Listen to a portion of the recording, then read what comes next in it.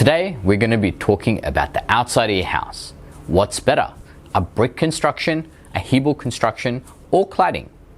We will look through the pros and cons of all of the options, and as a bonus, we will go through and talk about what styling suits what material. Hi, this is Nelvin here from Buildy. We're client advocates and we help people navigate the building process. If you find value, please like and subscribe for more building related information. So why is the industry changing? You might have noticed that the price for building a new house in Australia has gone up considerably. This change has resulted in the builders opting for alternative building methods. The most notable change is what they're doing on the outside of your house. With the increase in demand for housing and an already low supply of qualified bricklayers, it's actually created a price increase for labor, which then in turn has moved builders who would traditionally only offer brick as a standard to now offering other alternatives. One of these alternatives is Hebel, which is a mixture of cement, lime, water, and a small amount of aluminium and sand. This is then added to an expansion agent, which creates a chemical reaction forming air bubbles. A reaction very much like what happens when you add yeast to flour. The result is an extremely light product, about 80% lighter than traditional concrete. So let's look at the benefits. Well, if you ask a builder, they like the fact that it only takes 2 people half a day to put up these panels. So speed is definitely a benefit. Maybe for the builder though. The thermal properties of Hebel are really good. This then translates into a more energy efficient house, and most panels are made from recyclable materials. It also creates a rendered finish for your home with no additional effort. Now, what are the disadvantages of using Hebel? Well, Hebel being a lightweight material, you can't really mount anything to the walls that's heavy. The main ones that come to mind is split system air conditioning and also clothesline. The other problem is that Hebel will need to be painted, which requires upkeep. Even though Hebel was invented in 1945 by Joseph Hebel, it wasn't actually introduced into the Australian market until the 90s.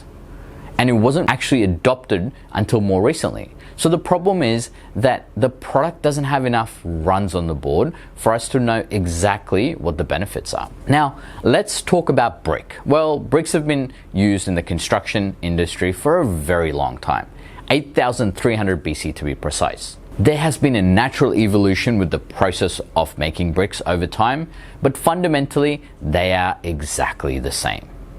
They're made up of ground clay and water, mixed and then formed into shapes and dried to create bricks. Well, what are the benefits? Well, it's a tried and tested product, and you know it stands the test of time. It has great thermal properties. This has really come from evolution, and depending on the climate and climate you're in, you'll notice that the structure and design is different. Brick walls don't really need a great deal of maintenance, and it's a sustainable product, which means that it has a low carbon footprint. Now, let's talk about the disadvantages of the brick. Well, firstly, it's a labor intensive task, which means that in the current market, it can sometimes be expensive. The second is many people don't like the look that brick has and they opt to get it rendered, which adds to the cost. And face brick will be a rough finish, and over time, you might see some mold growing in the cracks. And finally, let's talk about cladding. Cladding fundamentally means a process of placing one material over another.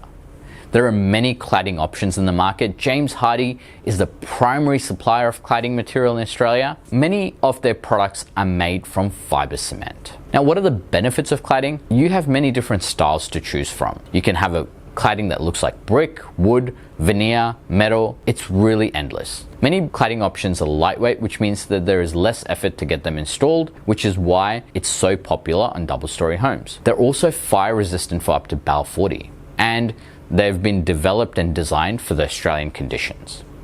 Now, what are the disadvantages of cladding? Well, cladding can be difficult to repair. Depending on what option you've chosen, you may end up having to take down an entire wall to fix one particular problem. The second is that cladding itself doesn't have a great thermal support. So you need to make sure you've got adequate insulation behind cladding to get the right outcome. And it can take a long time to install, which in the current market can be a problem. Now that we've looked through the pros and cons, let's discuss styling. Now, if you're looking for a coastal style home, we would suggest going with a cladding option. This will give you the nice weatherboard look. We also suggest adding some other elements like bezel block to pull things together. Now for a modern look, it's the mixture of all three. Hebel is the best value when you're looking at rendered finish. James Hardie can provide a cladding option such as EasyTech, which has a render built into the fiber and is a great cost-effective alternative. The traditional method would be to go with a brick with a render on top for the best outcome. Hamptons is a mixture of all three. Many builders will provide a specific Hampton style facade, which most likely is a combination of Hebel and cladding. Now in our next video, we're going to be doing the cricket ball test on all of these products. Please subscribe to get notified.